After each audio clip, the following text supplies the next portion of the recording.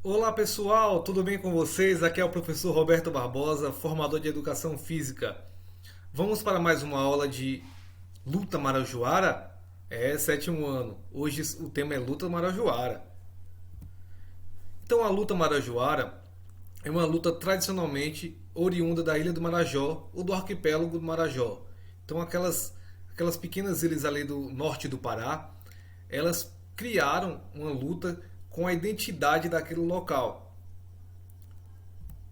Então essa luta ela é praticada tanto em terreno de areia próximo às margens do mar, nas praias, ou também em gramas, em locais de argila, todos esses locais em que a luta possa acontecer da forma como ela funciona.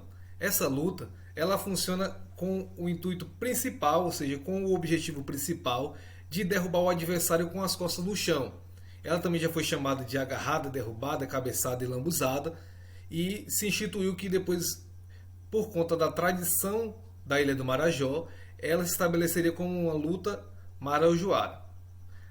Essa luta ela funciona nesses locais, mas também pode ser praticada em outros ambientes. Então a população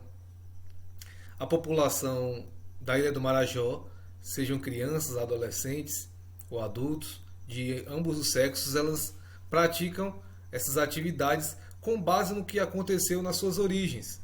Então, na origem, a população que morava ali, ou seja, tanto a população vinda da África, juntamente com os indígenas que moravam naquele local, que tem as características de terem lutas corpo a corpo, eles fizeram uma mescla das suas tradições e aí colocaram dentro do seu estabelecimento de cultura essa questão do surgimento dessa luta, cabeçada, agarrada, lambuzada e derrubada. Então eles fizeram o que? Eles começaram, a maioria, quando os seus descendentes dos povos indígenas africanos começaram a trabalhar nas lavouras, seja na lavoura de cana-de-açúcar, nos cultivos de outros alimentos, e quando eles saíam de lá, eles faziam alguns movimentos simbolizando essa luta, como se estivesse lutando, principalmente às margens da praia. Eles faziam essa prática tanto antes de iniciar o trabalho, como eles acreditavam que seria uma forma de aquecimento, quanto depois para se divertir como uma forma lúdica. Essa luta ela tem uma peculiaridade, assim como, por exemplo, o Kung Fu, que se baseia nos movimentos dos animais, seja no que tem os estilos louva-a-Deus, o estilo leopardo, macaco, que se movimentam todas essas técnicas a partir dos estilos dos animais. A luta marajoara, a partir dos seus caboclos, eles se baseiam no confronto entre dois búfalos. Então, o confronto em que um búfalo faz com o outro de se aproximarem e chocarem, ou seja, colocarem suas forças à prova, trouxe como característica importante essa luta marajoara.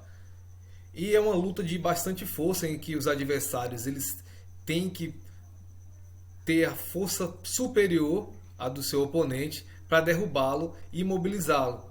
É diferente, por exemplo, do jiu-jitsu brasileiro, em que tem técnicas também de estrangulamento. A luta marajoara é uma luta em que ela podemos dizer que é uma das lutas mais seguras a serem praticadas, pois ela é praticada em um solo em que não haverá tantas lesões e que a partir do momento em que o adversário tocar as costas no chão, a luta é finalizada. Então essa luta, como já dito, é uma luta praticada por todas as pessoas, principalmente pelas mulheres. As mulheres elas praticam desde a adolescência ou quando criança também, e nas competições também temos as categorias femininas. E elas praticam, utilizam a força que elas têm também para derrubar os adversários, diferentemente, por exemplo, do Uka-Uka, em que a luta não permite a participação de mulheres por conta das tradições indígenas daquele povo. E essa luta, pouco a pouco, foi disseminando. E com essa disseminação, foi se tendo a necessidade de criar categorias para os jovens.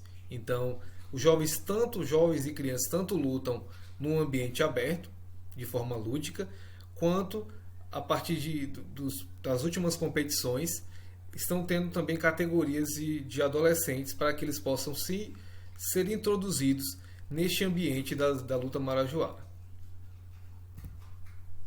E as competições? As competições têm uma particularidade.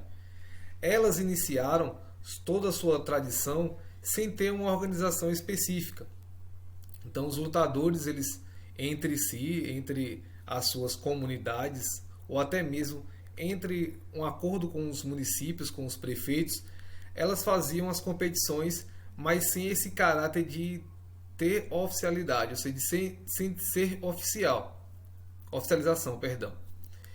E eles faziam essas lutas, as premiações eles decidiam entre si e não faziam progressão daquele esporte. O esporte ele não conseguia evoluir por conta de não ter uma federação, por conta de não ter um local apropriado para essa luta, não ter regras específicas. E aí, no início dos anos 2000, um grupo de estudiosos da educação física e de outras áreas, principalmente da história, que estudavam essas questões das lutas regionais, principalmente as lutas regionais ali voltadas do Pará e mais especificamente da Ilha do Marajó, fizeram uma organização para que pudessem enquadrar e oficializar as técnicas, oficializar as regras para que as lutas fossem ocorrer, os locais que fossem possíveis, a distância, as técnicas proibidas que não podiam ser executadas, e assim eles foram fazendo todo esse estudo até eles chegarem no evento que aconteceu em 2000, do primeiro evento do campeonato paraense de luta marajoara. Então, a partir dali que eles conseguiram visualizar onde essa luta, até os limites que essa luta alcançava, levaram essa luta para o conhecimento de outras partes do estado do Pará, que é um estado muito grande, para ver se elas teriam a mesma repercussão e a mesma adesão quanto a população da Ilha do Marajó. E assim viram e organizaram o primeiro evento. A partir daí, os eventos eles iniciaram em um espaço de rodeio mesmo. Então, um espaço em que aconteciam cavalgadas, aconteciam montadas de búfalos, de touros, corridas de cavalos. Eles organizaram inicialmente naquele período. E quando eles fizeram o primeiro campeonato de luta marajoara, foi a partir de um evento para trazer à tona as tradições daquela ilha, do arquipélago em si. Todas as ilhas compunham esse arquipélago do Marajó. E aí a luta foi estabelecida no estado do Pará. E como eu falei, essa luta, para que não haja lesões entre os adversários, ela inicialmente foi colocada, por conta das tradições, em ambientes de areia, de lama, de argila, que também eram ambientes aos quais, a partir das saudações que eles faziam ao São Sebastião, que era o santo protetor dos vaqueiros e daquelas pessoas que iniciavam na luta marajoara, ou seja, quando eles faziam as suas devoções, eles acreditavam que a luta deveria ser realizada como um agradecimento às chuvas que aconteciam no período do verão ali, no início de janeiro. E assim eles estabeleceram que seriam desses locais. Mas com o passar do tempo, tanto o espaço em que seria na areia, na lama, na argila e até mesmo na grama, poderia impedir que essa luta fosse levada para outros ambientes que não fossem ambientes aos quais estivesse ali a ilha.